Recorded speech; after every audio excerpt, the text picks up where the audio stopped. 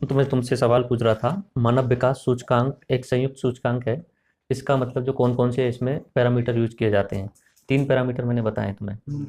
पहला बताया, इसे मानव विकास सूचकांक को इंग्लिश में क्या बोलेंगे? Human development index. यानी किसी भी देश में, कहीं पे उस देश में मानवों का विकास का स्तर क्या है ये नापने के लिए HDI एक इंडेक्स निकाली जाती है, HDI नाम से। तो उसमें मैंने तीन चीज़ बताई। नॉर्मली ये जो HDI बनाई जाती है तो उसमें तीन चीज़ होती है। एक तो उस देश में जो रह रहे हैं व्यक्ति, उनकी औसत उम्र क्या होगी। एक तो नॉर्मली होती है कि कोई देश जो होता है अगर गरीब है, जहाँ पे लड़ाई झगड़े ज़्यादा होते हैं, तो वहाँ पे जो औसत उम्र होती है वो 40 या 45 या 50 वर्ष के आसपास में होती है। हमारे देश में अभी 70 से ऊपर है, 72 के आसपास है। और जो जितना ज़्यादा डेवलप होगा, जितना ज़्यादा विकसित होगा, उसकी औसत उम्र वहाँ पे 80, 85, 90 के आसपास में होगी। जैसे अमेरिका में 80 से ऊपर है। जितना ज़्यादा विकसित हो जाएगा वहाँ पे औसत उम्र बढ़ जाएगी। कारण क्या हो रहा है? कारण ये हो रहा है, पहली बात तो उनके अंधविश्वास नहीं है। दूसरा, उनका खान पीन बहुत अच्छा होगा। खान पीन बहुत अच्छा मैटर करता है इसमें। तीसरा, हेल्थ सेक्टर सबसे ज़्यादा इंपॉर्टेंट होता है। हेल्थ सेक्टर, छोटी मोटी बीमारी होती है तो उसके बाद में हेल्थ सेक्टर बहुत ज़्यादा इंपॉर्टेंट है। तो जहाँ वो जो विकसित देश होते हैं उनका हेल्थ सेक्टर डेवलप हो चुका होता है, वहाँ पे सस्ते इलाज मिल जाते हैं। जैसे फिनलैंड का नाम सुना है कभी आपने? फिनलैंड एक ऐसा देश है, फिनलैंड, नॉर्वे, इसका कोई चार देश हैं अभी आपने कभी सुने हो। फिनलैंड, नॉर्वे, स्वीडन और एक और देशों को स्कैंडिनेवियन देश से बोला जाता है। पहला हुआ जीवन प्रत्याशा, दूसरा हुआ एजुकेशन। एजुकेशन का मतलब ये नहीं सिर्फ सिर्फ आप पे साक्षरता ले ली, आवा सादा सीख गए, ABCD सीख गए, इससे एजुकेशन का मतलब नहीं होता है। ठीक है। तो एजुकेशन आपके अंदर सही तरीके की नॉलेज, जो अंधविश्वास नहीं हो, सत्य का ज्ञान कितना है वो नॉलेज, ग्रेजुएशन, पोस्ट ग्रेजुएशन, उसके बाद में कितने PhD वगैरह, ये सारी उसमें शामिल कर ली जाती है। और तीसरा क्या बताया मैंने? PCI। PCI यानी पर कैपिटा इनकम। पूरे देश की मैंने आपको GDP वाला कॉन्सेप्ट बताया था। GDP क्या होता है? GDP मैंने आपको बताया था, एक बार और दोबारा रिवाइज करा दी थी। Gross domestic product. मैंने आपको उसे गांव के तरीके से समझाया था GDP को। तो इसमें HDI में मैंने तीन चीजें बता दी ना। पहली चीज क्या बताई आपको? जीवन प्रत्याशा, यानी उस गांव, उस शहर के या उस देश के जो लोग हैं वो कितनी उम्र तक, औसत उम्र तक जीते हैं। दूसरी क्या बताई? प्रति व्यक्ति आय, PCI, पर कैपिटा इनकम। और तीसरी क्या बताई? एजुकेशन, हेल्थ का स्तर क्या है, वो एजुकेशन का यानी शिक्षा का स्तर क्या है। तो PCI जो निकाली जाती है वो आपकी GDP में पूरी जनसंख्या का भाग दे दो तो PCI निकल के आ जाएगी, पर कैपिटा इनकम निकल के आ जाएगी। नहीं आया समझ में? एक गांव में जो मैंने एग्जांपल बताया था GDP का, चलो दोबारा बता देता हूँ GDP को मैं। GDP के एग्जांपल में मैंने आपको गांव में बताया था कि ये गांव है, इस गांव में ये हमारा घर है, ये वाला एक घर है। इस घर में मोबाइल होगा, टीवी होगी, फ्रिज होगा, मोटरसाइकिल होगी, बाकी बहुत सारी चीज़ें होंगी। जो वस्तुएं होंगी उन सभी वस्तुओं की कुछ ना कुछ कीमत होगी, हमने उन्हें रुपए देकर खरीदा होगा, उनकी कीमत होगी। इस घर में जितनी भी वस्तुएं हैं उन वस्तुओं की कीमत निकाली जाती है। तो ये इस घर की आय हो गई ना, इस घर की सकल आय। इसे GDP को हिंदी में क्या बोलते हैं? सकल घरेलू उत्पाद। तो उत्पाद यानी प्रोडक्ट्स। ठीक है। तो GDP, ग्रॉस डोमेस्टिक प्रोडक्ट। तो जितने भी प्रोडक्ट हैं घर में अंदर, उन सभी को जोड़ लिया तो उस घर की GDP आ गई। अब मैं इस गांव में बता रहा हूँ 100 घर हैं, तो हर घर की GDP जोड़ लेंगे तो इस गांव की GDP निकल के आ जाएगी। मान लिया मैंने इस A घर की जो पूरी संपत्ति निकल के आई वो कितनी बताई थी? 17 लाख के आसपास निकल के आई। और इस B घर की कितनी निकल के आई है? 13 लाख निकल के आई है। ठीक है। इस तरीके से इन दोनों की मिलकर कितनी हो गई? इन दोनों घरों का GDP कितना हो गया? 30 लाख हो गया। अगर मैं ऐसे ही पूरे गांव का औसत निकाल के बोल देता हूँ कि 15-15 लाख हर घर में निकल जाएंगे, जरूरी नहीं है सब में बराबर निकले, किसी में ज्यादा किसी में कम, पर निकलेंगे 15-15 लाख के आसपास। तो 100 घर है तो कुल कितनी संपत्ति हो जाएगी इनकी? 15 करोड़। 15 लाख में अगर 100 का गुणा कर दूं मैं तो कितने हो जाएंगे? 1500 लाख। और इसे हम करोड़ में बदल दें तो 15 करोड़ हो जाएंगे। अब मैं बोल रहा हूँ कि अगले साल तक, आज की तारीख कौन सी है? आज की तारीख क्या है?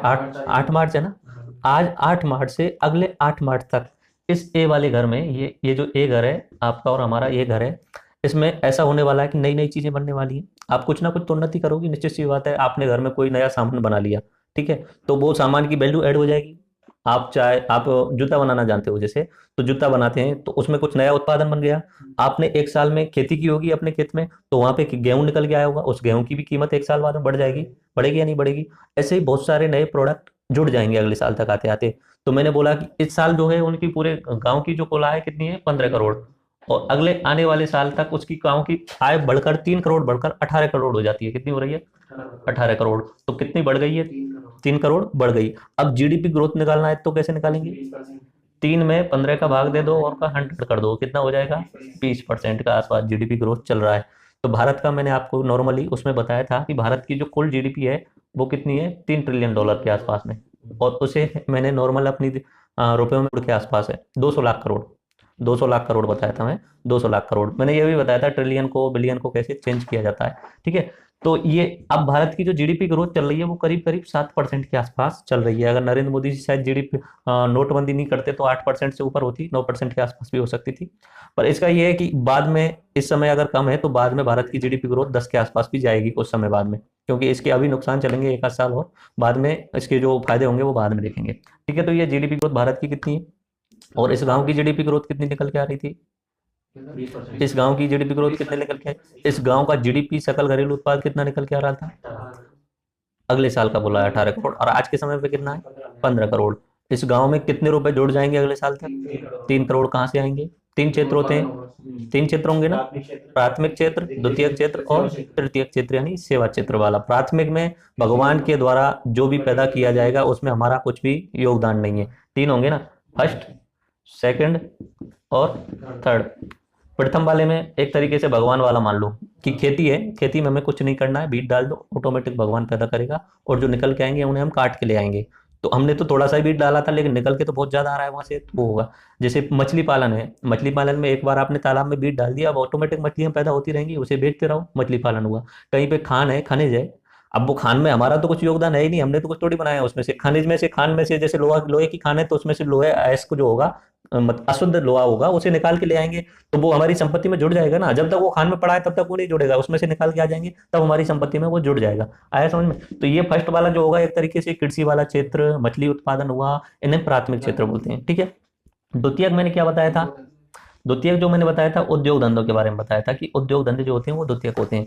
जैसे एग्जाम्पल मैंने बताया था कि जैसे गेहूं है, गेहूं को हम खेतों से, किसान से लेके आएंगे और उसे एक फैक्ट्री में ले जाते हैं, फैक्ट्री में ले तो उस गेहूं को हम फैक्ट्री में ले जाएंगे, फैक्ट्री में उसकी प्रोसेसिंग होगी, प्रोसेसिंग होने के बाद में उस गेहूं से क्या बना दिया जाएगा, बिस्कुट बना दिया जाएगा। अब गेहूं के, हाँ, गेहूं नॉर्मली जैसे उद्योग धंधे में यहाँ पे कोई व्यक्ति ने यहाँ पे एक पूरा उद्योग खोला हुआ है, ठीक है, और खेती कृषि पैदा होगी वो किसमें होगी, प्राथमिक क्षेत्र में पैदा होगी, उसमें भगवान का हाथ है, उसमें नॉर्मल और किसी इंसान का हाथ नहीं है। यहाँ से गेहूं आया और इस फैक्ट्री के पास में चला गया, फैक्ट्री वाले ने उस गेहूं को खरीदा 20 रुपए किलो में, 20 रुपए किलो में। अब ये इस फैक्ट्री में प्रोसेसिंग होगी, प्रोसेसिंग होने के बाद में इसमें से ये बिस्कुट निकाल देगा, बनाने के बाद में यहाँ पे मजदूर लगाएगा, बीच में मजदूर लगाएगा या नहीं लगाएगा, उसके बाद उसके अलावा क्या लगाएगा, ये रुपए से लगाने पड़ेंगे कंपनी बनाने के लिए, ठीक है, रुपए लगाने पड़ेंगे, हाँ, उसके अलावा मशीनें लगानी पड़ेंगी, उसके अलावा जमीन खरीदनी पड़ेगी इसे, जमीन खरीदने के अलावा इसके पास में बहुत बड़ी रिस्क भी है, ये धंधा चले या ना चले, ये बहुत सारी चीजें होती हैं। इसके अलावा सेवा क्षेत्र वाले व्यक्ति भी रखेगा, सेवा क्षेत्र वाले जो काम करते हैं लेकिन उनका काम दिखता नहीं ओरिजिनली, मैनेजर वगैरह, क्या, हाँ, मैन पावर जिनके पास में होती है, वो मैं अभी एग्जाम्पल दोबारा बता देता हूँ, ठीक। तो ये इसमें इसमें ये वाला बीच वाला लगा रहा है, यहाँ से 20 रुपए किलो में लिए और उस 1 किलो में से उसने 100 बिस्कुट बना दिए, जैसे 100 बिस्कुट बना दिए, और 100 बिस्कुट को वो कितने रुपए में बेच रहा है, 5-5 रुपए में बेच रहा है, सभी को कितने में बेच रहा है, 5-5 रुपए में। तो कुल कितने रुपए की कमाई कर लेगा वो, 500 रुपए की। 500 रुपए में से मान लिया इन सारी चीजों पर उसने 50 रुपए का खर्चा कर दिया, ठीक है, इन सारी चीजों पर कितना, 50 रुपए का खर्चा कर दिया, 20 रुपए यहाँ से और 50 रुपए यहाँ से, 70 रुपए उसे खर्च करने पड़े, बचे कितने, 430 रुपए, 430 रुपए उद्योग धंधे वाले के पास में सेफ हो गए थे, ठीक है। अब ये होगा उद्योग धंधा। ऐसे ही मैंने एक और एग्जांपल बताया था, आलू वाला, चिप्स वाला एग्जांपल बताया था। तो उद्योग धंधे वाले जो बिजनेसमैन होते हैं वो पैसे वाले बहुत ज्यादा होते हैं, उनके पास में नंबर 2 की कमाई मान सकते हो आप इसे, तो बहुत ज्यादा पैसे होते हैं। आलू 2 रुपए किलो में लेगा, उसे ऐसे कम से कम 50 पैकेट आलू बना देगा, वो चिप्स बना देगा, और उसे 10-10 रुपए का एक पैकेट को बेचेगा, तो वो कितना रुपए कमा रहा है, प्रॉफिट ही प्रॉफिट है उसका। तो उसमें आप अनुमान लगा लो, 2 किलो में, 2 रुपए किलो में ले रहा है और 50 चिप्स के पैकेट बना रहा है, 10 रुपए का बेच रहा है, 500 रुपए का।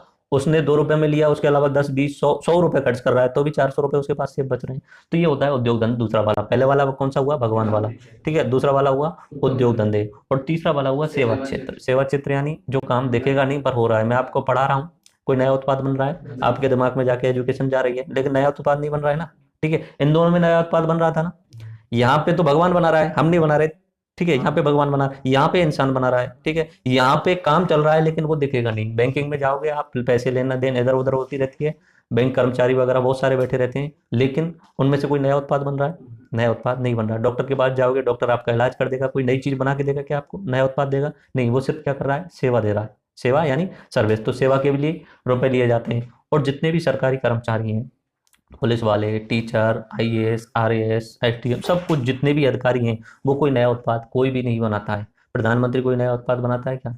सरकारी अधिकारी हुआ ना, सरकारी अधिकारी नहीं तो प्रशासनिक और राजनीतिक अधिकारी तो हुआ वो, लेकिन वो नया उत्पाद बना रहा है कि नहीं बना रहा, तो वो किस क्षेत्र में आएगा? सेवा में आएगा। और जो जितने मजदूर हैं जो काम कर रहे हैं वो किस में आएंगे? उद्योग धंधों में आएंगे। लेकिन इस उद्योग धंधे में कुछ मैनेजर भी बैठे होंगे, वो किस में आएंगे? सेवा क्षेत्र में। मैनेजर कोई नया उत्पाद बना रहे हैं, मजदूर तो बना रहे हैं, नया उत्पाद बना रहे हैं ना। अब यहाँ खानों से या किसान जो है नया उत्पाद यहाँ बना रहे हैं तो वो कौन से क्षेत्र में आ जाता है? प्राथमिक क्षेत्रों में। किसान खुद नहीं बना रहे हैं, किसान गेहूं थोड़ी बना रहे हैं, किसान तो अपना वो उसमें इन्वेस्ट कर रहे हैं, वो ऑटोमेटिक होता है, ठीक है। थोड़ा बहुत मेहनत करते हैं उसके बाद ऑटोमेटिक निकलता है, किसान को थोड़ी करना पड़ रहा है। तो ये तीन तरीके का मैंने आपको बताया, और इस तीनों को मिला के क्या बनती है? ग्रॉस डोमेस्टिक प्रोडक्ट, सकल घरेलू उत्पाद। अब जीडीपी में अगर कुल जनसंख्या का भाग दे दें तो क्या निकल के आ जाएगी? प्रति व्यक्ति आय, एक व्यक्ति के पास में पर कैपिटा इनकम, एक व्यक्ति के पास में कितने रुपए होंगे। तो एचडीआई में, ह्यूमन डेवलपमेंट इंडेक्स में, मानव विकास सूचकांक में ये पीसीआई भी जोड़ी जाती है। तो तीन चीज याद रखनी है। आरएस 2013 प्रीलिम्स में पूछा गया था ये। पहला मैंने बताया था जीवन प्रत्याशा, यानी कितने उम्र तक वहां पे लोग जीवित रह रहे हैं। दूसरा मैंने बताया है वहां पे पीसीआई, पर कैपिटा इनकम, यानी प्रति व्यक्ति की आय कितनी है। और तीसरा मैंने बताया एजुकेशन का लेवल या शिक्षा का स्तर क्या है, ठीक है। चलो अब दोबारा पूछ लेता हूँ और आगे सवाल में। एक सवाल पूछा गया, आरएसपी 2013 में भारत में मुद्रा स्फीति को मापा जाता है। मुद्रा स्फीति क्या होती है? सर जैसे 5 रुपए है तो 5 रुपए में कोई लेना। अरे हिंदी में ही बता दो, मुद्रा स्फीति को क्या बोलते हैं? महंगाई, इन्फ्लेशन। हिंदी में सीधा सीधा बताओ ना। मुद्रा स्फीति, स्फीति का मतलब बढ़ना, वो महंगाई का तरीका बता देता हूँ। महंगाई का तरीका बता देता हूँ। एक होती है डिमांड और सप्लाई का नियम। एक होता है डिमांड, एक होती है सप्लाई। डिमांड को हिंदी में क्या बोलेंगे? मांग, ठीक है। और सप्लाई को पूर्ति। मांग ऐसा चल रहा है जैसे कि आज के समय पे नॉर्मली, प्याज का एग्जांपल लेके समझा रहा हूँ मैं आपको, ठीक है। एक प्याज का सीजन रहता है, नवंबर दिसंबर में बोई जा रही है जैसे, और मार्च अप्रैल में वो प्याज जो है वो निकलेगी, ठीक है।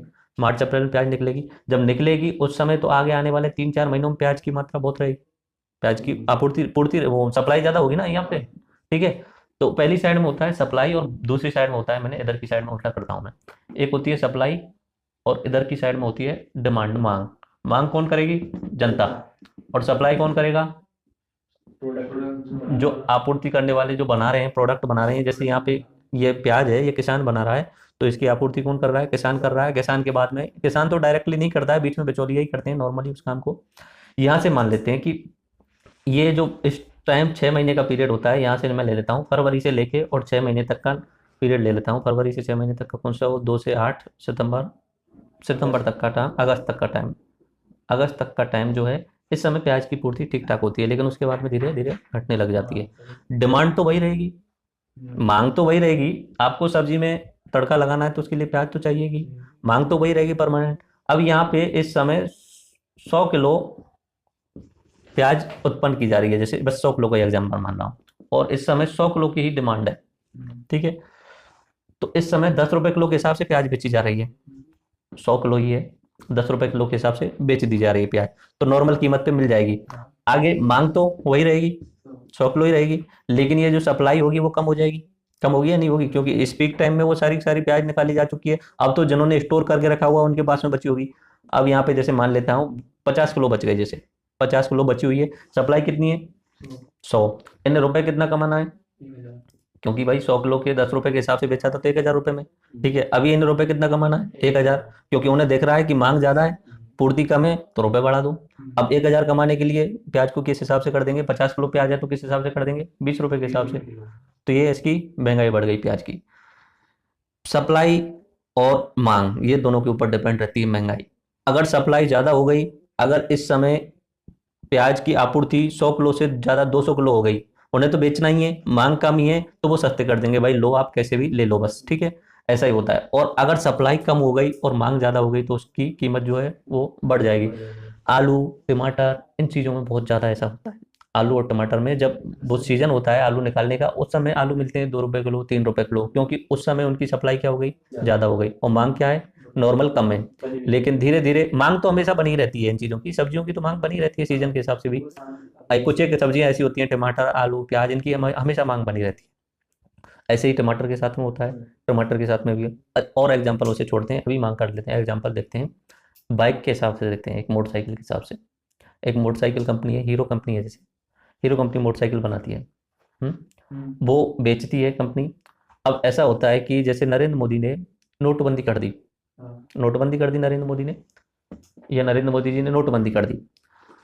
बात है 8 नवंबर की, उस समय नोटबंदी उन्होंने की है। इन्होंने 100 बाइक बनाई और इन्हें बेचनी थी 50-50 हज़ार रुपए के हिसाब से, ठीक है। अब इसने नरेंद्र मोदी ने जब नोटबंदी कर दी तो लोगों के पास रुपए रहे क्या? नहीं रहे ना, रुपए रहे ही नहीं, उनके सारे के सारे बैंक में चले गए, 2-3 महीने तक वो रुपए आने वाले ही नहीं है, धीरे धीरे निकलेंगे, पूरी प्रोसेसिंग है। तो लोगों ने बाइक खरीदने से मना कर दिया, अब उनके पास पैसे ही नहीं है। तो ये क्या करेगा कि इस 50 हज़ार की जगह और ऑफर देगा, 45 हज़ार में ले लो, 40 हज़ार में ले लो, 30 हज़ार में ले लो, क्योंकि यहाँ पे मांग घट गई ना, मांग घट गई, सप्लाई वही है, तो उसकी कीमत क्या हो जाएगी? डाउन हो जाएगी। तो याद रखना, अगर महंगाई बढ़ती है तो उसका कारण ये होगा कि सप्लाई कम है और मांग ज़्यादा है, और अगर महंगाई घटती है तो उसका मतलब ये हुआ सप्लाई ज़्यादा है और मांग कम है। आ गया समझ में ये? तो इसको निकालने के लिए अपना होलसेल नाम से होता है, दो तरीके से होता है, एक तो कस्टमर लेवल का होता है, एक होलसेल का होता है। तो इसे अपना ये जो मापा जाता है इन्फ्लेशन वगैरह, ये होता है थोक थोक मूल्य सूचकांक के द्वारा। होलसेल का इंडेक्स होता है WSI, होलसेल का इंडेक्स, यानी थोक मूल्य सूचकांक, वो डायरेक्ट उस बेस पे निकाला जाता है, कस्टमर बेस पे नहीं निकाला जाता है। आ गया समझ में?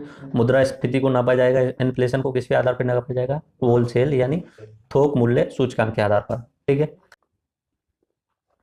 अच्छा, मैंने आपको वो जो 3 पार्ट बताए थे वो याद है क्या? 3 पार्ट जो प्राथमिक, द्वितीयक, तृतीयक, उसमें भारत, चीन और अमेरिका का कंपैरिजन बताया था। एक बार मुझे याद कराओ वो सारी चीजें।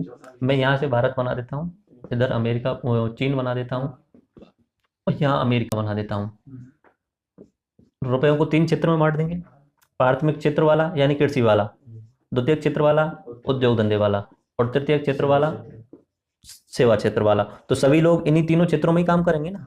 कोई खेती कर रहा है तो वो प्राथमिक क्षेत्र में आ गया, कोई किसी कंपनी में वर्कर के रूप में काम कर रहा है वो सेकेंडरी क्षेत्र में आ गया, कोई पढ़ा रहा है, शिक्षा दे रहा है, या मैनेजर का काम कर रहा है, बैंकिंग में काम कर रहा है, तो वो किस में आ जाएगा? तीसरे वाले में। अच्छा, भारत का सबसे ज्यादा कौन सा है?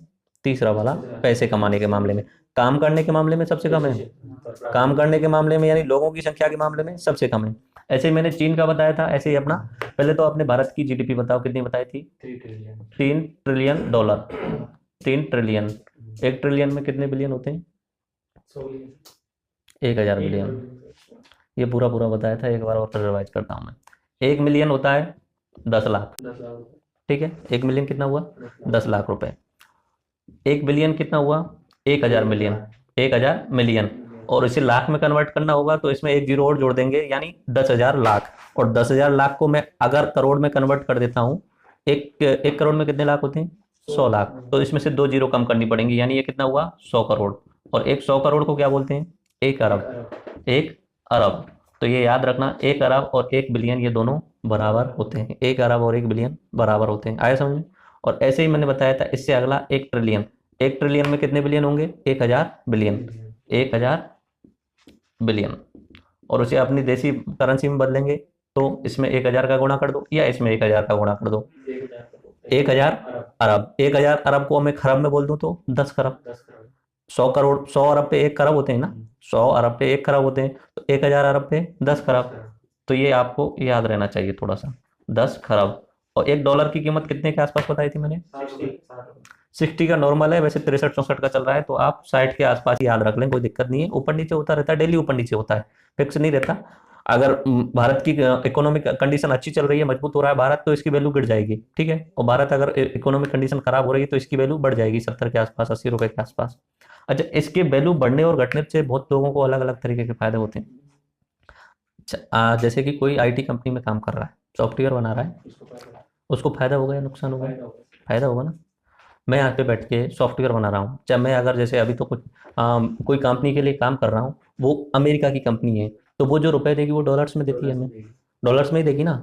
अगर डॉलर की वैल्यू 70 रुपए है या 80 रुपए हो जाती है तो मुझे फायदा होगा ना, जो मैं काम कर रहा हूँ तो मुझे तो फायदा होगा। अगर डॉलर की रुपए 60 रुपए 50 रुपए हो जाती है तो मुझे तो नुकसान होगा उस हिसाब से। तो ये कुछ भी चीज एक्सपोर्ट करते हैं, बाहर को निर्यात करते हैं, तो उसमें क्या होता है?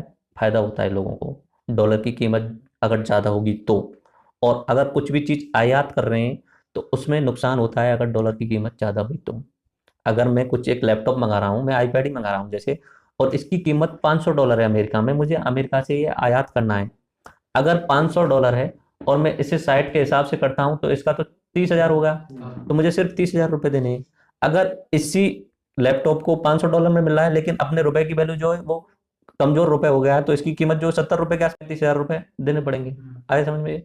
चलो ठीक है, तो मैं क्या बता रहा था, इन तीनों का कंपैरिजन कर रहा था, एक बार जल्दी से कंपैरिजन कराइए मुझे। भारत के पास कितनी संपत्ति है, कुल कितना जीडीपी है? $3 ट्रिलियन। चीन के पास में कितनी है? $14 ट्रिलियन। और अमेरिका के पास में $20 ट्रिलियन। तो इससे सीधा सीधा कंपैरिजन हो रहा है कि नहीं हो रहा है? अपना चाइना भारत से 5 गुना ज़्यादा मजबूत है इस समय। भारत और चाइना का कोई कंपैरिजन नहीं हो सकता क्योंकि वो बहुत आगे निकल गए। चाइना 1980 तक अपने पास में ही था, हमसे आगे नहीं था, लेकिन 1980 के बाद में उन्होंने गियर बदल लिया और वो फास्ट स्पीड में चले गए। उनकी 15% के आसपास जीडीपी ग्रोथ रही, 12% के आसपास, और अपनी वही रही 3%, 2%, 4%। 1990 तक हमारी 1947 से लेके और 1990 तक हमारी जो जीडीपी ग्रोथ रही थी ना, उसका एवरेज रहा था 3%। कितना? 3%। 3% एवरेज रहा, तो उस जीडीपी ग्रोथ को बोला जाता है हिंदू जीडीपी ग्रोथ। ये आप याद रखना, हमेशा एग्जाम में बहुत बार पूछा गया है, हिंदू जीडीपी ग्रोथ किसे बोला जाता है। तो 1990 तक भारत की जो विकास दर का एवरेज औसत रहा था वो कितना रहा था? 3% के आसपास। उसे क्या बोला जाता है? हिंदू ग्रोथ ऑफ जीडीपी या हिंदू जीडीपी ग्रोथ। ये लिख लो आप जल्दी से, हिंदू जीडीपी ग्रोथ। 1947 से 1990 तक भारत का जीडीपी औसत दर 3% के आसपास रहा था, जिसे हिंदू जीडीपी ग्रोथ के नाम से जाना जाता है, जिसे हिंदू जीडीपी ग्रोथ के नाम से जाना जाता है। लिख लिया? तो मैं ये बात बता रहा था कि चाइना जो था 1980 तक भारत के बराबर था। 1980 में उन्होंने अपने दरवाजे खोल दिए। 1980 में क्या किया चाइना ने? लिबरलाइजेशन, प्राइवेटाइजेशन और ग्लोबलाइजेशन, एलपीजी। कब कर दिया? 1980 में। उस समय उनके नेता थे डेन जाओपिंग। डेन जाओपिंग। जब आज़ाद हुआ था चाइना, जब 1949 में उनका जो साम्यवादी शासन बना था, तब नेता कौन थे? माओ सेतुंग। बता चुका हूँ मैं। अपने यहाँ माओवादी विचारधारा है ना, बोलते हैं आतंकवादी माओवादी, उन्हीं की तरफ से आती है वो विचारधारा। उसमें मैंने आपको ये भी बताया था, जब 1949 में माओ ने 20 लाख किसानों को बुला के एक साथ में गोली मार दी थी उनको। ठीक है, तो वो बहुत बड़े मास किलर थे। कुछ एक ऐसे होते हैं, जैसे स्टालिन, नाम सुना है कभी रूस का? उन्होंने भी बहुत लोगों को मारा था, बहुत लोगों को। ऐसे जर्मनी का तानाशाह हिटलर, उसने भी बहुत लोगों को मारा था। ऐसे ही उनमें से एक था माओ सेतुंग, उसने अकेले दम पर बहुत सारे लोगों को खत्म किया था। तो ये अपने बहुत सारे ऐसे लोग हैं जो 20-20, 30-30 लाख लोगों को अपने बेस पे मार चुके हैं। 1980 में चीन ने एलपीजी शुरू कर दिया, और भारत ने कब शुरू किया था? 1991। कौन थे उस समय? पीवी नरसिम्हा राव। और पीवी नरसिम्हा राव के साथ में टीम थी दो लोगों की, और एक तो अपने मनमोहन सिंह जी थे। मनमोहन सिंह जी जो थे वो इकोनॉमिक मिनिस्टर थे, यानी वित्त मंत्री थे। और उनके साथ में एक और थे, प्रणब मुखर्जी। प्रणब मुखर्जी जो थे वो अपने कॉमर्स मंत्री थे, वाणिज्य मंत्री थे। तो उन्होंने पहली बार 1991 में भारत के दरवाजे खोल दिए थे, यानी विदेशी कंपनी आओ, भारत में व्यापार करो और भारत में नए नए उत्पाद बनाओ। 1991 से पहले क्यों नहीं खोले भारत में दरवाजे? देखो, हमारे साथ में एक प्रॉब्लम थी, चीन और हमें थोड़ा सा अंतर रहा है। हमें बहुत ज़्यादा डर रहता है विदेशी कंपनियों से। भारत गुलाम बना था किस कंपनी के कारण बना था? ब्रिटिश ईस्ट इंडिया कंपनी का। और 1947 में मुश्किल से आज़ाद हुए थे, उस एक कंपनी के कारण गुलाम बने थे। भारत की मानसिकता में ये गहरी तरीके से बैठ गया था कि भारतीय कंपनियों के अलावा अगर बाहरी कंपनियों को हम बुलाएंगे तो फिर से हम गुलाम बन जाएंगे। यही विचार बैठ गया था। इसलिए 1947 से और 1991 तक भारत की कंपनियों को डेवलप होने का मौका दिया। अगर 1947 में ही एलपीजी कर देते, 1947 में ही बाहर की कंपनियों को बुलाने लग जाते, तो भारत की जो आप देखते हो टाटा कंपनी, एचएमटी कंपनी, ये बहुत सारी, इन्फोसिस वगैरह, ये तो विकसित ही नहीं हो पाती। उनके पास में तो पैसा बहुत ज्यादा है, वो तो आके रुपए बहुत अच्छे तरीके से लगाते, सस्ते दामों पर सामान बेचते और उसके बाद में वही डेवलप हो जाते। तो उसके बाद में कुछ समय तो वो पैसा लगाते, लेकिन बाद में जितना भी इनकम होती है वो अपने पास में ले जाते। तो भारत की कंपनियों को विकसित होने का मौका दिया गया था। 1947 से 1991 तक के टाइम को लाइसेंस राज के नाम से जाना जाता है। लाइसेंस राज, लाइसेंस कोटा परमिट राज। उसमें क्या होता था कि एक कंपनी खोलने के लिए भी एक आदमी को बहुत मशक्कत करनी पड़ती थी। हजारों ब्यूरोक्रेट अधिकारी होते हैं ना, अफसर होते हैं, उनके हाथ पैर जोड़ने पड़ते थे। बहुत ज्यादा प्रॉब्लम होती थी 1991 तक। 1991 के बाद में जो नियम है उनको आसान कर दिया, जल्दी जल्दी कंपनी खोली जा सकती थी, विदेशी लोग भी बहुत जल्दी कंपनी खोल सकते थे। आया समझ में? अच्छा, हमारे देश की अगर इकोनॉमिक हिस्ट्री लिखी जाएगी तो किस तरीके से लिखी जाएगी? 1947 एक तो 1947 से लेके 1991 तक, इसे किस नाम से जाना जाएगा? लाइसेंस राज। और इस समय जो जीडीपी ग्रोथ रही है उसको क्या नाम दिया हुआ है? Hindu GDP growth. Hindu GDP growth. 1991 से और अब 2014 तक का ये अपना नॉर्मल एलपीजी वाला टाइम है। और ये अपना मोदी एरा चलेगा आगे आने वाले समय तक के लिए। नरेंद्र मोदी का एक युग है अलग से। अब मान लीजिए 2014 से 2050 तक का ये मोदी एरा है, क्योंकि 2014 में आने के बाद में उन्होंने सारी चीज़ों को बदल दिया है। पूरे पुराने जितने भी नियम बने हुए थे, जितनी भी संस्थाएं बनी हुई थी, उनको खत्म करके अपने नाम से या अपने तरीके से शुरू कर दिया है। जैसे कि भारत का सबसे ज़्यादा विकास करने में योगदान रहा था योजना आयोग का, सुना है नाम योजना आयोग का? हाँ, उसका प्रधानमंत्री अध्यक्ष होता था। नरेंद्र मोदी ने आते हुए पहला काम किया योजना आयोग को भंग करना। सबसे इंपॉर्टेंट, पहले पंचवर्षीय योजना चलती थी, अब पंचवर्षीय योजनाएं खत्म हो गई। अब ये जो अपनी चल रही है, ये अपनी 12वीं पंचवर्षीय योजना है, सन 2012 से 2017 तक की। 17 में कंप्लीट होने के बाद में अब कोई पंचवर्षीय योजना नहीं आई। आया समझ में? कोई नई पंचवर्षीय योजना नहीं है। अब आ गया है नीति आयोग, क्या है 2015 में, 2015 1 जनवरी 2015 से वो लागू हो गया है। डेट याद रख लेना, नीति आयोग कब से शुरू हुआ, 1 जनवरी 2015 से। पूछ लिया जाता है इतना, नीति आयोग को कब शुरू किया गया। तो 1 जनवरी 2015 से नीति आयोग आ गया है। और उसके बाद में अब क्या हो गया है कि वो 5 साल की जो योजनाएं चलती थी उनकी जगह अब उन्होंने एक नया प्लान लिया है। वो लेके आए एक लॉन्ग टर्म का, एक मीडियम टर्म का और एक शॉर्ट टर्म का। लॉन्ग टर्म का यानी 15 साल का प्लान बना दिया कि हमें 15 साल में ये काम करना है, कैसे भी करके कंप्लीट करना है। मेन उद्देश्य वो 15 साल को पूरा करना है। आया समझ में? उस 15 साल को पूरा करने के लिए मीडियम और शॉर्ट प्लान लिया है। आगे समझे? मीडियम में 7 साल का प्लान लिया है कि 7 साल में इतना करना है, बचा हुआ रह जाता है तो वो लास्ट में कर लेंगे। और उनको पूरा करने के लिए हम 3-3 साल के प्लान ले आए। ऐसे आसान इस तरीके से समझ सकते हो कि आपका उद्देश्य जैसे किसी भी एग्जाम में पास होना है, आज से 1 साल बाद में वो एग्जाम है, तो आप उसकी स्ट्रेटजी या रणनीति बनाओगे पूरी कि 1 साल में मुझे ये कंप्लीट करना है। लेकिन डायरेक्ट पूरा 1 साल का तो गोल निर्धारित कर लिया, आप 1 साल के लिए सीधा एक ही फ्लो में थोड़ी चलोगे। उसके लिए पहले आप 6-6 महीने में बांट लोगे कि 6 महीने में मुझे इतनी सारी सब्जेक्ट करनी है, 6 महीने में ये सारी सब्जेक्ट करनी है, या 5-5 महीने में बांट लो, 2 महीने रिवीजन के लिए रख लेते हैं उसमें। 5 महीने में ये 3 सब्जेक्ट करनी है, 5 महीने में ये 3 सब्जेक्ट करनी है, 2 महीने किसके लिए छोड़ दिया? रिवीजन के लिए। अब उस 5 महीने को भी आप छोटे छोटे टर्म बांट लोगे। तो नीति आयोग ने अभी 15 साल का एक लॉन्ग टर्म प्लान बनाया है, उसे 2 छोटे छोटे प्लानों में बांटा हुआ है, मीडियम टर्म और शॉर्ट टर्म। आ गया समझ में? ये नीति आयोग। बात कहाँ से कहाँ पहुंच गई हमारी। तो चीन ने एलपीजी कब शुरू किया था? 1980 में। इंडिया ने कब किया है? अब चीन कितना आगे निकल गया है हमसे? 5 गुना के करीब आगे निकल गया है, क्योंकि चीन फायदा ले चुका है किस चीज का? एलपीजी का। जिस समय अगर भारत 1980 में एलपीजी खोल देता तो भारत के लिए भी बहुत ज्यादा बेनिफिट होता है इस समय पे, भारत के लिए भी।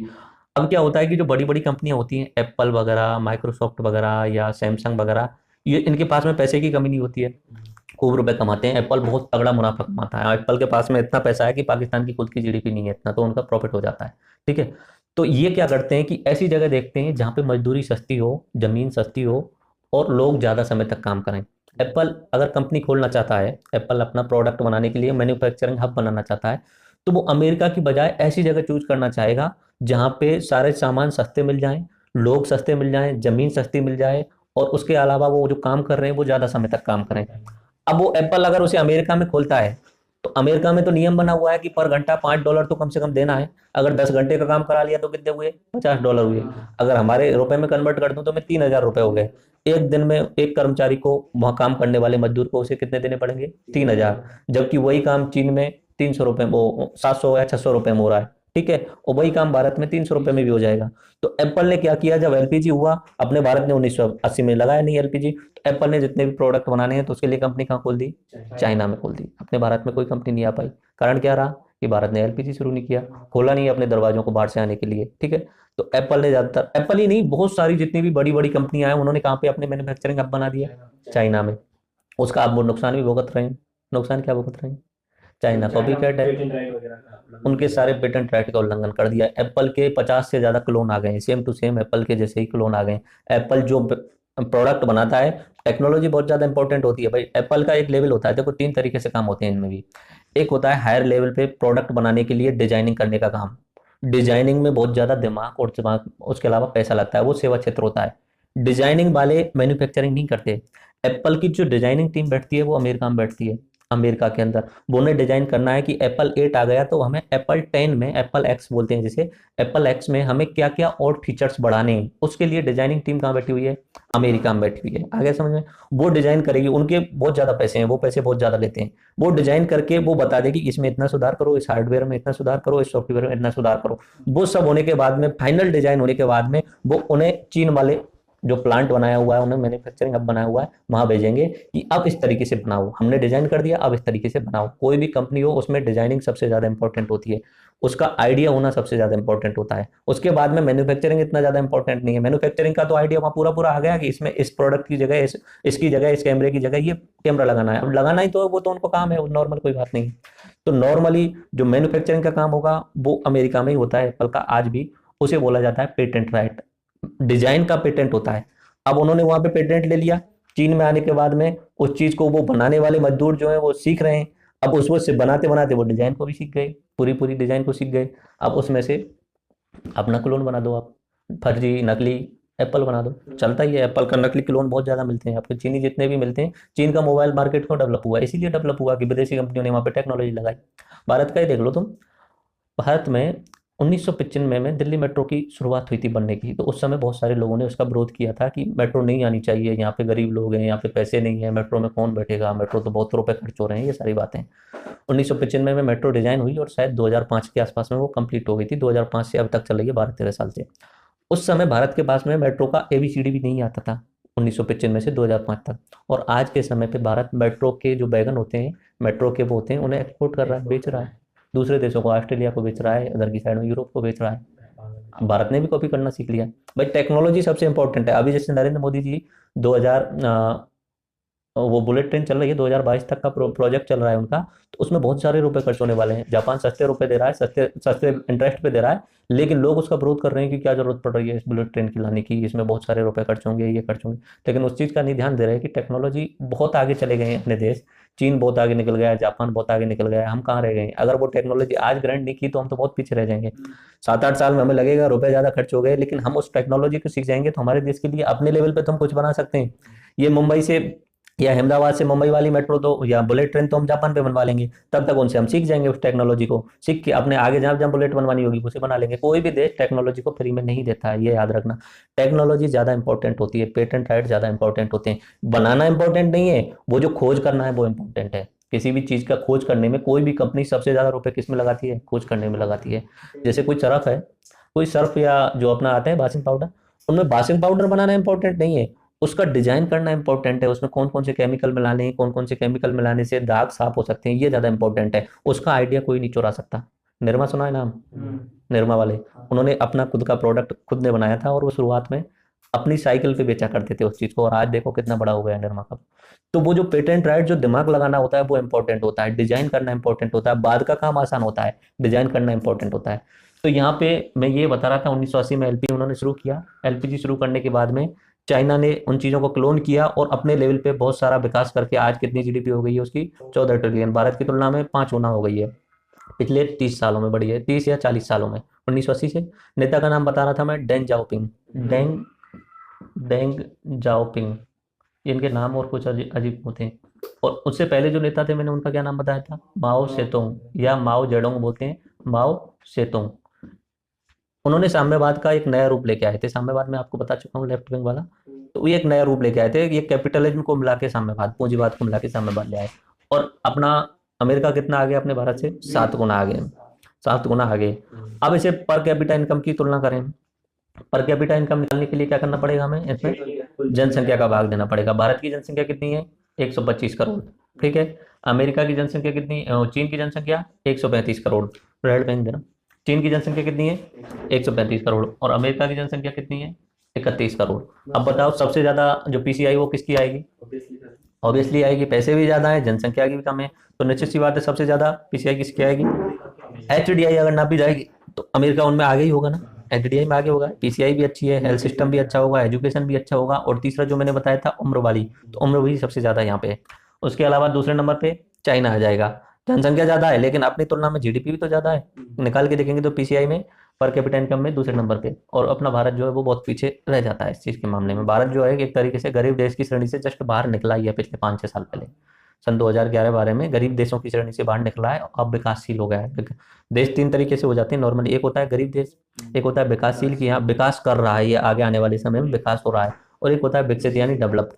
डेवलप्ड जो होते हैं उनकी GDP ग्रोथ रेट जो होती है वो कम हो जाती है, क्योंकि विकास कर चुके हो, कहाँ तक विकास करोगे? सभी लोगों के पास में गाड़ी है, सभी लोगों के पास में टीवी, कूलर, फ्रिज, सभी लोगों के पास, हर घर में हर बच्चे के पास में मोबाइल है, और क्या विकास करोगे? अब क्या तुलना रह जाए? विकास होना, भौतिक सुविधाएं होना, एक चीज याद रखना, मैंने कल परसों वाले लेक्चर में आपको एक चीज और बताई थी, विकास होना यानी भौतिक सुविधाएं होना, ये पैरामीटर नहीं है कि आप खुश रहोगे। खुश रहने के लिए दो तरीका बताया था, या तो फिजिकली और मेंटली। फिजिकली चलो आप खुश रह लोगे इस सारी चीज़ों से, आपके पास टीवी है, गाड़ी है, एसी में रह रहे हो, तो आपका शरीर सुख में हो गया, लेकिन मेंटली खुश नहीं रह पाओगे। मेंटली खुश रहने के लिए तो आध्यात्म का मार्ग अपनाना पड़ता है, चीज़ों को समझना पड़ता है। तो ये इनका तुलना करी, उसके बाद में मैं इनको तीनों को उस लेवल पे बांट देता हूँ, फर्स्ट सेकंड थर्ड लेवल पे। वो भी बहुत ज़्यादा इंपॉर्टेंट हो जाता है, इकोनॉमिक्स का वो टर्म होता है। एक होता है प्राथमिक क्षेत्र, दूसरा होता है द्वितीयक, और तीसरा तृतीयक। भारत का प्राथमिक क्षेत्र में कितने लोग काम करते हैं? 60%। कितने रुपए कमाते हैं वो 60%? 14 रुपए। आया समझ में कुछ? 60% खेती या कृषि पे निर्भर है, और खेती या कृषि कौन सा हुआ? प्राथमिक क्षेत्र। और कितने रुपए कमा रहे हैं 100 में से? सिर्फ 14 रुपए कमा रहे हैं। तो इसमें सबसे ज्यादा गरीबी कहाँ पे हो जाएगी भारत में? भाई 60 लोगों के पास में सिर्फ 14 रुपए। दूसरा मैंने बताया था अपना द्वितीय क्षेत्र यानी उद्योग धंधे। उद्योग क्षेत्र में आपको मैंने बताया था करीब 25 जो है 25 के आसपास में 25 रुपए कमा रहे हैं। ये 25 लोग हैं और 25% के आसपास में लोग रुपए कमा रहे हैं। बचे 15% जो higher class white collar job, जो कपड़े गंदे नहीं करते हैं, सेवा क्षेत्र वाले, वो सबसे ज्यादा रुपए कमा रहे हैं। कितने हो गए? करीब करीब 61% के आसपास हो गया। 61% के आसपास कितने लोगों के पास में? 15%, यानी जो सरकारी नौकर है उनके पास में सबसे ज्यादा पैसा है। बिजनेसमैन, मैनेजर, बैंकों में काम करने वाले, डॉक्टर, टीचर, अधिकारी, IAS, ये कर्मचारी जो भी है, जिनके पास में सबसे ज्यादा पैसा है। बाकी सबसे गरीब कौन सा हो गया? प्राथमिक क्षेत्र हो गया। ठीक है, प्राथमिक क्षेत्र हो गया। अब इधर बात कर लेते हैं चीन के बारे में। लोगों के बारे में नहीं बताऊंगा, सिर्फ पैसे बताऊंगा इसमें।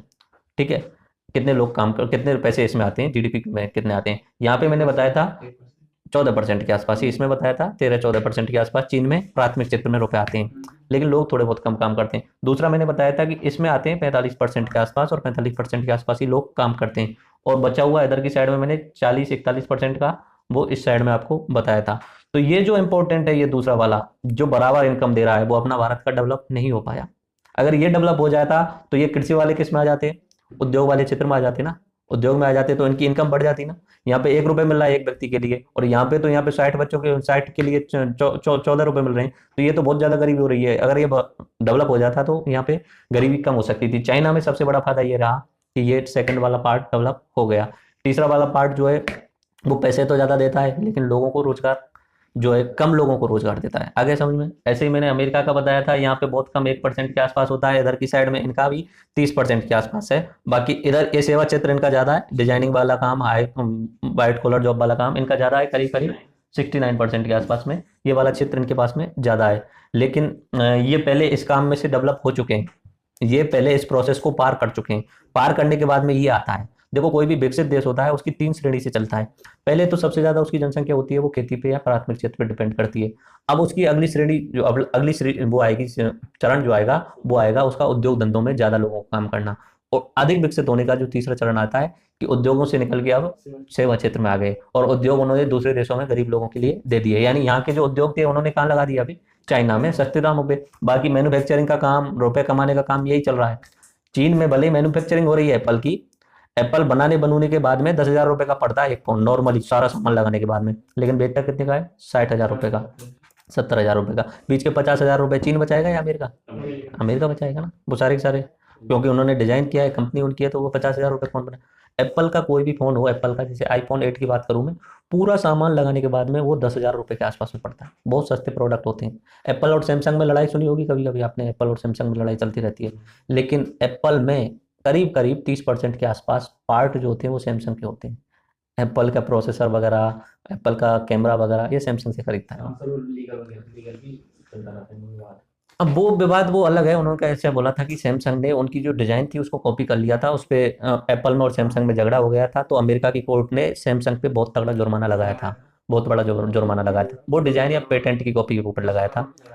200 करोड़ नहीं, बिलियंस में लगाया था, बहुत ज्यादा लगाया था। बिलियंस डॉलर में तो, बिलियन करोड़ तो बहुत ज्यादा हो जाते हैं, बिलियंस तो 4-5 बिलियन डॉलर होंगे, तो मुझे याद नहीं है कितना लगाया था, पर बहुत 20,000-25,000 करोड़ इतना ज्यादा जुर्माना लगाया था सैमसंग पे। तो ये मेरे हिसाब से आपको ये समझ में आ गया हो GDP ग्रोथ के आधार पे सारी चीजें। भारत में किस राज्य में गरीबों का प्रतिशत सबसे अधिक है? गरीबों का परसेंटेज सबसे अधिक है। संख्या नहीं पूछ रहा हूँ, परसेंटेज, यानी जो जितने भी लोग हैं उनमें से ज्यादातर गरीब हैं। तो देखो ऐसा है कि गरीबी का जैसे मैंने अपना इंडिया का एचडीआई बता दिया, ऐसे ही हर राज्य का भी एचडीआई बनता है। हर राज्य की उनके क्या एजुकेशन लिए उन्होंने, उसके अलावा उन्होंने जो दो तीन पॉइंट बताए थे, क्या पीसीआई है पर कैपिटा इनकम है, और क्या उनकी आयु प्रत्याशा है। तो उड़ीसा राज्य जो है, उड़ीसा, बिहार और पश्चिम बंगाल, ये तीन राज्य बहुत करीब इधर वाले अपने इस साइड में पड़ते हैं ना, अपने कौन सी दिशा में, पूरब में, पूर्व दिशा में पड़ते हैं। पश्चिम बंगाल के नीचे उड़ीसा है और उनके पास में ही बिहार और झारखंड वगैरह, छत्तीसगढ़ वगैरह। इनका गरीब होने का कारण ये है, एक तो पॉपुलेशन ज़्यादा हो गई, दूसरा आदिवासी लोग हैं, आदिवासी लोग हैं, ट्राइबल हैं, तो उनका अपनी भौतिकवादी इस चीज़ों से ज़्यादा मतलब नहीं होता है। वो अपने जंगलों में रहते हैं और उनके पास में पैसे का कोई मतलब ही नहीं होता है, वो इन चीज़ों को इतना ज़्यादा जानते ही नहीं। तीसरी बात ये वो यहाँ पे ये है कि वहाँ पे कुछ एक लोगों के पास में पैसे बहुत ज़्यादा हैं, डेवलपमेंट नहीं हुआ है मेन चीज़ वहाँ पे, ना रोड है, ना विकास की कुछ संभावना है, एजुकेशन नहीं है। तो आप याद रखना कि सबसे ज़्यादा गरीब जो राज्य है वो उड़ीसा है। बिहार और पश्चिम बंगाल पहले नंबर पे आता है, उड़ीसा, उसके बाद में बिहार और उसके बाद में पश्चिम बंगाल, ये तीन राज्य सबसे ज़्यादा गरीब है। अगर सबसे ज़्यादा अमीर राज्य की बात की जाए तो कौन सा आ जाएगा? केरल। सबसे अमीर राज्य। हाँ, प्रतिशत के मामले में, प्रतिशत के मामले में बात कर रहा हूँ मैं। सबसे अमीर राज्य जो होगा उड़ीसा, बिहार और पश्चिम बंगाल। और सबसे अमीर राज्यों में लिख लो केरल, महाराष्ट्र और तमिलनाडु। केरल, महाराष्ट्र, तमिलनाडु और गुजरात, चार नाम लिख लो। महाराष्ट्र इतना ज़्यादा डेवलप क्यों है, केरल इतना आगे क्यों है? एजुकेशन ज़्यादा है वहाँ। एजुकेशन से ज़्यादा इम्पोर्टेंट है वहाँ पे, जैसे मुंबई शहर है, मुंबई शहर समुद्र के किनारे जो सामान का इंपोर्ट एक्सपोर्ट होता है वो आसान हो जाता है। और महाराष्ट्र की सरकार जो अच्छी रही है, उन्होंने वहाँ पे रोड सबसे ज़्यादा इंपॉर्टेंट होता है, किसी भी राज्य को विकसित करने के लिए सबसे पहला काम होता है रोड, रोड बनाना। तो वहाँ के रोड अच्छे हैं। कोई भी राज्य अगर डेवलपमेंट करना है, पहला काम करो इंफ्रास्ट्रक्चर डेवलप करो, यानी अधोसंरचना बनाओ, उसके बाद में आगे की बातें देखी जाती हैं। लिख लिया? तो ये याद रखना कि 1991 में जो एलपीजी आया था, उस समय अपने प्रधानमंत्री कौन थे? पीवी नरसिंह राव। बहुत एजुकेटेड व्यक्ति थे, सुबह में बोलते थे वो 22-23 भाषाएं, ठीक है। और वो अपने साउथ के थे, लेकिन आंध्र प्रदेश के थे, आंध्रा के, लेकिन फिर भी अपनी हिंदी बहुत अच्छे तरीके से बोलते थे। उस समय वित्त मंत्री कौन थे? डॉक्टर मनमोहन सिंह, पिछले 10 साल से जो हमारे प्रधानमंत्री रह चुके हैं, रोबोट प्रधानमंत्री के रूप में। और उसके समय कॉमर्स मिनिस्टर कौन थे? वित्त मंत्री, कॉमर्स मिनिस्टर जो थे अपने पूर्व राष्ट्रपति प्रणब मुखर्जी। अच्छा, एलपीजी का फुल फॉर्म बताइए। और ग्लोबलाइजेशन। लिबरलाइजेशन को बोलेंगे उदारीकरण, प्राइवेटाइजेशन को बोलेंगे निजीकरण, और ग्लोबलाइजेशन को बोलेंगे वैश्वीकरण। 1991 से पहले जो बच्चे पैदा होते थे और 1991 के बाद में जो बच्चे पैदा होते हैं, उनकी लाइफ में बहुत अंतर है। 1991 से पहले वाले डीडी वन के अलावा कुछ भी नहीं जानते थे, वो भी 1984-85 में आया था। और 1991 के बाद वाले जो बच्चे हैं, उनके पास में हजारों ऑप्शन रहते हैं। आज के टाइम पे तो क्या है, ग्लोबलाइजेशन का दौर है कि सारी चीज़ें आती जा रही हैं। अगर 1991 में हमारे पास में ये नहीं होता एलपीजी, 2000 के आसपास में अगर इसे लेके आते, तो हमारे पास में ये मोबाइल, यूट्यूब वगैरह ये नहीं होते आज के समय, ठीक है। हम आज 2G में खेल रहे होते हैं आज के समय पे। अब देख लो तुम, जिन्होंने पहले कर दिया है वो 5G और 6G में खेल रहे हैं, उनका काम बहुत आगे निकल गया। ये तो जियो क्रांति ले आया जो इतना, नहीं हमारे यहाँ तो 2G का पैसा देने के लिए नहीं था। 2G वाले कितना बुरे तरीके से लूटते थे। 2G का पैसा देने के लिए थोड़ी था कि 98 रुपए का 1 GB, 150 रुपए का 1 GB, वो भी 2G वाला। 3G तो 300 रुपए से नीचे बात ही मत करो। वहाँ पे मुझे ऐसे डर लगता था कि यूट्यूब पे वीडियो चला दी, ऐसा झटका सा लग जाता था कि खत्म, सुसाइड कर लो उसके बाद में। तो अरे आपके मोबाइल में अगर 1000 रुपए पड़े और बाई चांस आपने यूट्यूब चला दिया, आपको तब पता चलेगा जब आपके 1000 रुपए कट जाएंगे। 5 मिनट या 4 मिनट में कट जाते थे। 2000 रुपए ऐसा 4 KB पर 10 पैसा ऐसा चलता है उनका, बहुत ज्यादा महंगी। तो जियो क्रांति लेके आया, बहुत अच्छा काम किया इन्होंने। ये भी एक चीज याद रखना, अब जियो से भी आप एक बिजनेस मॉडल समझ सकते हो। बिजनेस मॉडल दो तरीके के होते हैं, एक तो होता है एप्पल वाला, एक होता है जियो वाला। दोनों ही अच्छे हैं, दोनों में ही ब्रांड बनती है। जियो क्वालिटी भी दे रहा है और कस्टमर बेस भी बढ़ा रहा है। जियो ने क्वालिटी को सस्ते दाम पे दिया है, इस तरीके से समझो इस वाले को। जियो वाले का मैं समझा देता हूँ। एक नॉर्मल होता है कि क्या हुआ, हंस क्यों रहे हो, कुछ ज्यादा एक्स्ट्रा बता दिया क्या? जियो और एक एप्पल, दोनों का एग्जांपल मैं आपको समझा रहा हूँ, ठीक है। इधर देखो, जियो ने करीब करीब 2 लाख करोड़ रुपए लगाए, 2 लाख करोड़ रुपए लगा दिए उसने इंफ्रास्ट्रक्चर में। इंफ्रास्ट्रक्चर में क्या करना होता है, ऑप्टिकल फाइबर केबल बिछानी होती है। इंटरनेट में बाद में कंपनी का कोई खर्चा नहीं होता है, बाद में सिर्फ मैनेजिंग का खर्चा होता है। बाद में उसे कुछ इंफ्रास्ट्रक्चर वगैरह, या ऐसा नहीं है कि ये जो इंटरनेट आ रहा है ना इसमें कोई कंपनी का एक्स्ट्रा रुपए लग रहे हो, बाद में तो वो सिर्फ जो कर्मचारी लगाए ना उनको बस पैसे देने हैं, उसे और नई चीजें नहीं बनवानी है, नया कुछ नहीं करना है। एक बार उसने रुपए लगा दिए, उसके बाद आप 100 लोगों को दो या 200 लोगों को दो या 500 लोगों को इंटरनेट दो, वो उस चीज से चल जाएगा काम। तो उन्होंने एक बार में पूरे ऑल इंडिया में फाइबर ऑप्टिकल फाइबर केबल बिछा दी और उन्हें टावर से कनेक्ट कर दिया। ठीक है। इंटरनेट में कभी कोई वेबसाइट से रुपए नहीं लिए जाते, कोई वेबसाइट कभी किसी से ऐसे रुपए नहीं लेती कि मैं चला रहा हूँ मेरी वेबसाइट खोलने के लिए रुपए दो। इंटरनेट हमेशा फ्री है, ओपन है और फ्री है। अब अलग अलग कैटेगरी, अलग अलग चीज़ों के लिए, जैसे पढ़ाने के लिए बहुत सारे लोग रुपए लेते हैं, तो वो उनका पर्सनल वो होता है कि आप पहले जमा कराओ, आपके लिए अलग से ऑनलाइन खोलेंगे, वो अलग चीज़ होती है। बाकी इंटरनेट का सब कुछ फ्री है सभी के लिए। ठीक है। तो जियो को अभी 2 लाख करोड़ रुपए निकाल दें। एक तरीका ये हो सकता है कि ये ऐसा करे, एक ऑफर ऐसा दे कि 1 GB जो है वो 100 रुपए का दे दे। ठीक है। तो इस हिसाब से ये करेगा तो इसके पास में ज्यादा से ज्यादा 1 करोड़ सब्सक्राइबर आएंगे। 1 करोड़ ही आ पाएंगे, 1 GB को 100 रुपए का दे रहा है। एक महीने में कितने रुपए कमा लेगा ये? 100 करोड़ रुपए कमा लेगा। ठीक है।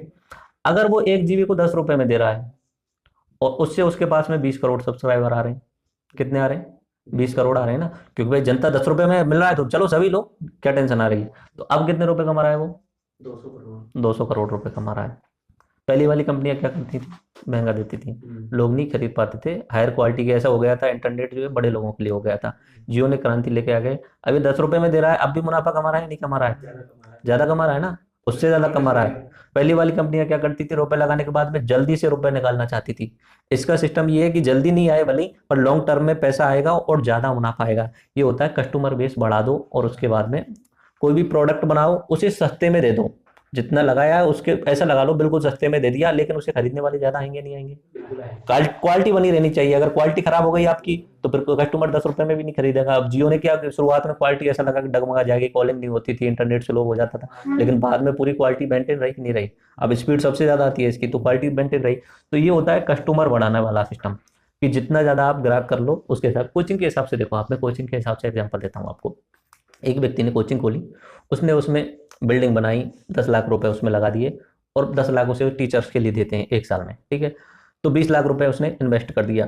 अब दूसरा तरीका है कि उसे एक तरीका है उसका, पहला तरीका ये है कि वो बच्चों की फीस हाई रख दे, 40 हजार 50 हजार रुपए रख दे, 50 हजार रुपए रख दे, और 100 बच्चे आएंगे ज़्यादा से ज़्यादा, तो कितने रुपए कमा लेगा वो? 50 लाख कमा लेगा। 50 लाख कमा लेगा। 50 हजार रुपए से अगर 100 बच्चे आ जाते हैं तो 50 लाख कमा लेगा, तो 30 लाख उसने बचा लिए। जबकि वो 50 हजार की जगह फीस को 10 हजार रख दे, फीस को 10 हजार रख दे, तो उस समय उसके पास में 1 हजार बच्चे आ जाएंगे, आएंगे नहीं आएंगे? तो वो कितना कमा लेगा? 10,000। 1 करोड़ कमा लेगा। 1 करोड़ हो गई ना, 10 हजार में 1 हजार बच्चों का गुणा करने पे 1 करोड़ हो गए। तो पहले तो वो 30 लाख कमा रहा था और अब कितने कमा लिए उसने? 80 लाख कमा लिए। तो कस्टमर बेस को बढ़ाओ, क्वालिटी दो, और तीसरा प्राइस कम रखो, तो आपका बिजनेस भी सफल हो सकता है। ठीक है। और एप्पल वालों के साथ में ये है कि ये अपना ब्रांड बनाया हुआ है, उस ब्रांड के आधार पे चल रहे हैं। ये कोई भी प्रोडक्ट है उसको महंगा ही बेचते हैं, ब्रांड का नाम दिया हुआ है इन्होंने, तो ये महंगा बेचते हैं, तो इसे हर कोई नहीं खरीद सकता। लेकिन ये महंगा बेच रहे हैं तो उस हिसाब से प्रॉफिट कमा लेते हैं। लोग तो एप्पल के नाम से ही खरीद लेते हैं। अगर जियो महंगा बेचता तो कौन खरीदता उसे?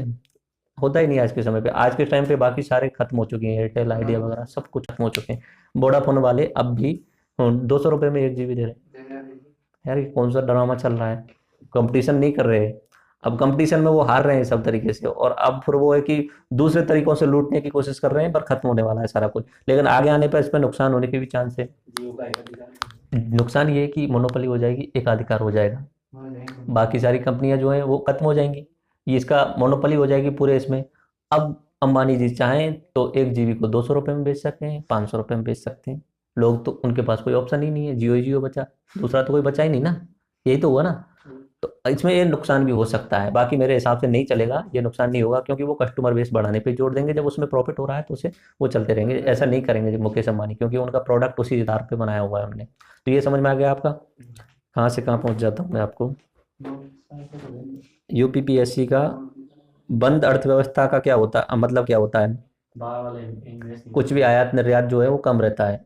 तो भारत में कब तक आयात निर्यात कम था? 1991 तक का। भारत में जो सबसे ज्यादा उच्चतम वृद्धि दर रही वो कौन से पंचवर्षीय योजना में रही थी? 11वीं पंचवर्षीय योजना 2007 से 2012 वाली जो थी 11वीं पंचवर्षीय योजना थी, तो उसमें सबसे ज़्यादा उच्च विकास दर रही थी। लिख लीजिए जल्दी से। हाँ, वो दोबारा मैं वो सारा वो क्वेश्चन HTI वाला दोबारा पूछता हूँ। ये UPSC SSC 2000 वाले का मानक विकास सूचकांक किसके द्वारा बनाया जाता है? वैसे मैंने बताया था उस समय यूनाइटेड नेशंस की एक संस्था है UNDP, united national development programme नाम से एक प्रोग्राम है, तो वो HDI इंडेक्स निर्धारित करती है। UNDP, united nation development programme. और सबसे ज्यादा उच्चतम वृद्धि दर कौन सी पंचवर्षीय योजना में रही? 11वीं पंचवर्षीय योजना। अब तो खत्म हो गई ना पंचवर्षीय योजना है। अच्छा, भारतीय अर्थव्यवस्था के उदारीकरण का अग्रदूत किसको कहा जाता है? इंपॉर्टेंट सवाल है। भारतीय अर्थव्यवस्था के उदारीकरण का अग्रदूत किसको कहा जाता है? MPPSC 2008 का सवाल है। मनमोहन सिंह को कहा जाएगा, क्योंकि जो वित्त मंत्री था उसका काम होता है सारे के सारे काम संभालना। वित्त मंत्री ही रिफॉर्म लेके आता है। आगे अगर GST अभी आया है तो उसका सबसे ज्यादा क्रेडिट अरुण जेटली को मिलेगा, अरुण जेटली को मिलेगा। ठीक है, तो अग्रदूत जो कहा जाएगा वो डॉक्टर मनमोहन सिंह को कहा जाएगा, PV नरसिंह राव को नहीं। PV नरसिंह राव तो एक प्रधानमंत्री हैं, उनका तो नाम चलता है, बाकी काम जो किया है वो अपने वित्त मंत्री मनमोहन सिंह ने किया था। एक सवाल और सुन लीजिए, वो आप याद रख लेना। तेंदुलकर समिति ने भारत में गरीबी रेखा के नीचे की जनसंख्या का प्रतिशत कितना आकलन किया था? ये 37% के आसपास उन्होंने आकलन किया था। ये बहुत बार पूछा जा चुका है RS वगैरह में, तो ये आप याद रख लेना। उन्होंने बताया था कि 37% जो लोग हैं वो गरीबी रेखा से नीचे हैं। ठीक है, वैश्वीकरण का क्या अर्थ है? घरेलू अर्थव्यवस्था को वैश्विक अर्थव्यवस्था के साथ में जोड़ देना, ये वैश्वीकरण का अर्थ है। बंद अर्थव्यवस्था UPSC 2011, जिसमें ना तो निर्यात हो ना आयात हो। आगे, अच्छा ये सवाल दोबारा से लिया गया है। शैक्षिक विकास सूचकांक 2011 के अनुसार भारत के 4 उच्चतम स्थान वाले राज्य कौन कौन से हैं? पहले नंबर पे आता है केरल, दूसरे पे तमिलनाडु, तीसरे पे पंजाब और फिर दिल्ली। दिल्ली तो वैसे मेन राज्य है नहीं, तो 3 तो लिख लीजिए कम से कम। शिक्षा के स्तर पे सबसे ज्यादा केरल है। केरल में तो करीब करीब 95% है, ज्यादातर लोग वहाँ पे पढ़े लिखे हैं। और सबसे ज्यादा लैंगिक समानता कहाँ पे मिलती है? केरल में ही। वहाँ पे लड़कियों की संख्या लड़कों की तुलना में ज़्यादा है। वहाँ 1094 लैंगिक अनुपात है, लड़कियाँ 94 ज़्यादा है। तो इधर की साइड में अगर शादी नहीं हो रही है तो केरल चले जाओ, वहाँ शादी होने के चांस रहेंगे। हमारे यहाँ हरियाणा में, राजस्थान में तो बहुत कम है। हाँ, तो तुम्हारा कोई दिक्कत नहीं। एक सवाल है RS प्री 2016 का, थोड़ा सा कठिन ही है। 1951-52 से 2015-16 की अवधि के किस वर्ष में स्थिर कीमतों पर भारत की प्रति व्यक्ति आय की वृद्धि दर सर्वाधिक रही? देखो, पहली बात तो वृद्धि दर नाम आया, दर रेट आई है, तो एक साल से दूसरे साल में कितना छलांग मार रही है, इसका मतलब ये हुआ। आया समझ में? GDP ग्रोथ रेट आई है, तो एक साल में कितना छलांग मार रही है। 3 करोड़ जो था, मैंने बताया था 15 करोड़ से 18 करोड़ होना, तो वो छलांग लगा रहे हैं, तो उसे रेट बोलते हैं। 3 करोड़ में 15 का भाग दे तो 20% की रेट आई थी। तो ऐसा 1947 से और अब तक कि 2007-8 का साल रहा था जिसमें GDP ग्रोथ सबसे ज़्यादा रही थी। और फिर उसके साथ में ही निश्चित सी बात है, जब GDP ग्रोथ ज़्यादा रही होगी तो पर कैपिटा इनकम भी ज़्यादा रही होगी। इसमें पूछा हुआ है स्थिर कीमतों पर प्रति व्यक्ति आय में वृद्धि दर सर्वाधिक रही, तो सन 2007-8 में सबसे ज़्यादा वृद्धि दर, प्रति व्यक्ति आय वृद्धि दर रही थी। भारत में मुद्रा की आपूर्ति को नियंत्रित करता है राजस्थान, हाँ, कांस्टेबल 2013 का सवाल है। RBI करता है, रिजर्व बैंक ऑफ इंडिया। मुद्रा की पूर्ति जो करता है वो कौन करता है? RBI। जब नोटबंदी की गई थी तो उसके बाद में जितने भी रुपए थे वो किसने छपवाए थे? RBI ने छपवाए थे, RBI ने छपवाए थे। एक सवाल और पूछता हूँ मैं, भारत के GDP का सर्वाधिक भाग किस क्षेत्र से प्राप्त होता है? IS प्री 2014 किस क्षेत्र से प्राप्त हो रहा है भारत को? सर्विस सेक्टर से प्राप्त हो रहा है ना। सबसे कम किससे प्राप्त हो रहा है? सबसे कम किससे प्राप्त हो रहा है? प्राथमिक क्षेत्र से। सबसे ज्यादा लोग किस में काम कर रहे हैं? प्राथमिक क्षेत्र में। सबसे कम लोग किस में काम कर रहे हैं? सेवा क्षेत्र में। तो जो सेवा क्षेत्र वाले कम है, पैसे ज्यादा कमा रहे हैं, तो इसका मतलब उनकी इनकम क्या होगी? बहुत ज्यादा होगी। और जो कृषि में सब ज्यादा लोग हैं, पैसे कम कमा रहे हैं, तो उनकी इनकम क्या होगी? कम होगी, निश्चित सी बात है। भारत में विदेशी विनिमय संचय का रखरखाव किसके द्वारा किया जाता है? फॉरेक्स का कौन करता है? RBI। जितना भी विदेशी विनिमय के लिए किया जाता है वो RBI के द्वारा किया जाता है। कल के लेक्चर में आपको मैं अपने बैंकिंग के टर्म्स बताऊंगा। CRR सुना है, रेपो रेट सुना है, रिवर्स रेपो रेट वगैरह, बैंकिंग कैसे काम करती है, ये सारी चीज़ें उसमें आपके लिए मैं उसमें बताऊंगा मैं। ठीक है। एक सवाल और पूछ लेता हूँ, भारत में राष्ट्रीय आय का आकलन सबसे पहले किसने किया था? राष्ट्रीय आय का आकलन सबसे पहले किसने किया था? तो अपने 1900 के आसपास में दादा भाई नौरोजी थे, दादा भाई नौरोजी। उन्होंने सबसे पहले एक किताब लिखी थी, the British rule and poverty. तो सबसे पहले अच्छा राष्ट्रीय आय का आकलन किसने किया है? दादा भाई नौरोजी ने। इन्होंने ही एक सिद्धांत दिया था, ड्रेन ऑफ बॉल्व का सिद्धांत। ये इस तरीके से होता है, ड्रेन क्या मतलब निकल के जाना, बाहर की तरफ निकल के जाना। तो भारत का पैसा जो है कौन निकाल के ले जा रहा है? ब्रिटिश। ब्रिटिश निकाल के ले जा रहा है। तो ड्रेन ऑफ बॉल्व किसने सिद्धांत दिया है? दादा भाई नौरोजी। उसके बारे में तीन तीन चीज याद रखना। पहला तो सबसे पहली बार राष्ट्रीय आय का आकलन किन्होंने किया? दादा भाई नौरोजी ने। उनकी पुस्तक का नाम था poverty and un British rule था, poverty and un British rule. और तीसरा था जो अपना ड्रेन ऑफ बॉल्व का सिद्धांत किसने दिया है? दादा भाई नौरोजी ने।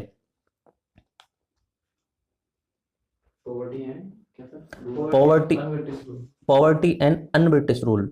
अगर ये अंग्रेज नहीं होते तो हमारे देश में पॉवर्टी यानी गरीबी की स्थिति क्या रहती, तो ये उन्होंने लिखा था। उसके बाद में प्रति व्यक्ति आय निकालने के लिए राष्ट्रीय आय में किसका भाग दिया जाता है? कुल जनसंख्या का। अच्छा ये बताइए, जीडीपी के विभिन्न क्षेत्रों में कौन कौन से अवरोही क्रम में बताइए। अवरोही का मतलब बढ़ता हुआ या घटता हुआ? नीचे की साइड में आता हुआ। आरोही का मतलब चढ़ता हुआ। अवरोही में बताओ जल्दी से, जीडीपी में कौन कौन सा हिस्सा है? सबसे पहले नंबर पे कौन आएगा? सेवा क्षेत्र, दूसरे पे उद्योग क्षेत्र, और तीसरे पे कृषि वाला क्षेत्र। अवरोही में पूछ लिया तुम। भारत की राष्ट्रीय आय का प्रमुख स्रोत क्या है? राष्ट्रीय आय का सेवा क्षेत्र। नॉर्मली पैसों में जो है वो ये है सेवा क्षेत्र। और सबसे ज्यादा जो रोजगार दे रहा है वो कौन सा क्षेत्र है? कृषि क्षेत्र है। पीएससी 1996 का हिंदू वृद्धि दर किससे संबंधित है? 1947 से 1990 तक जो भारत की राष्ट्रीय आय रही थी, ग्रोथ रही थी, वो उसे हिंदू वृद्धि दर कहा जाता है। 1967-68 में भारत में प्रति व्यक्ति आय 20 रुपए थी। यह सर्वप्रथम किसने निश्चित किया? आईएएस 2000 का सवाल है। निश्चित सी बात है, उस समय की बात चल रही है जो मैं बता चुका हूँ, दादा भाई नौरोजी। उन्होंने ही पहली बार इकोनॉमिक्स की बात की थी अपने इंडिया में। तो उनकी दो तीन चीज़ याद रखना। पुराने समय की अगर पूछा जाए, शुरुआती कुछ भी इकोनॉमिक्स का पूछा जाए तो दादा भाई नौरोजी का नाम लगा देना। तो मैं अगले लेक्चर में आपसे बैंकिंग और मुद्रा के टर्म्स करूँगा, ठीक है? ये